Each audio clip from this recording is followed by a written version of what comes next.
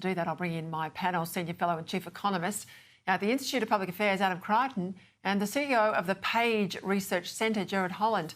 Welcome, gentlemen. Put your economics hat on here for me, if you can, please, Adam. I want to go to this report today. We're all tapping, as you know. Open your wallet. Not many of us have got cash in there. So the Reserve Bank says it wants to ban the practice of these surcharges on credit and debit cards. Banks are not happy. Well, we're not surprised about that. I think it's ridiculous that we're hit with surcharges on a debit card. But there's also this talk yesterday that if you start to pay, or if you pay with cash, you will start to face a fee for that. What the heck's going on?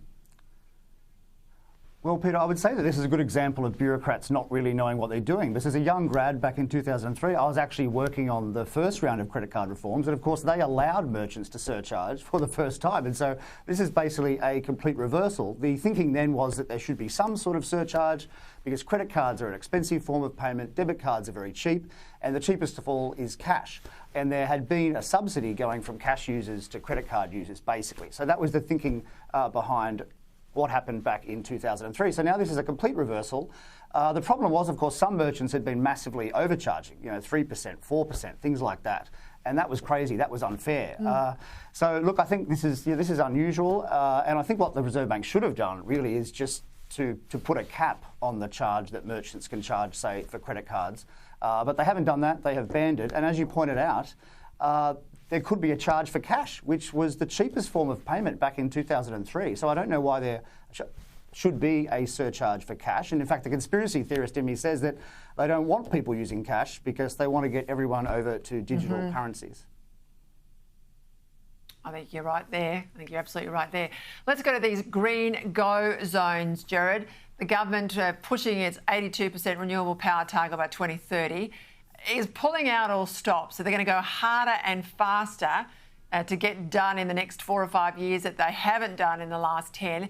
And they want to create these regional go zones and no-go zones for these big renewable projects. Well, I tell you what, you would hate to have your farm in one of these go zones because I suspect out goes all the planning restrictions and you'll just have to live with what they put on your land.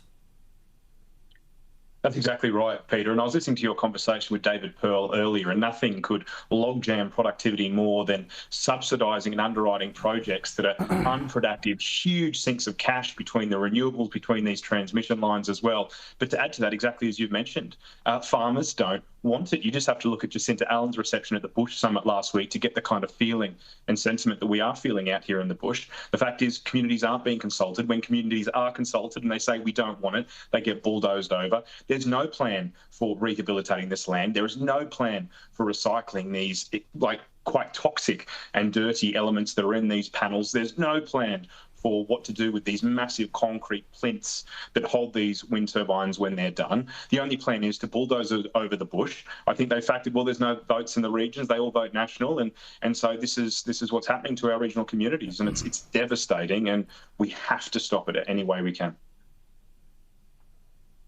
Adam, talk to me about the revelations in the last couple of days about the booming tobacco black market, the impact, obviously, of those really steep tax hikes. And also, I guess my concern, I don't smoke, but it's a legal product. Until such time as it's ever banned, then, all these restrictions to me seem crazy. It's either in or it's out, but we're making it harder for ourselves with the crims.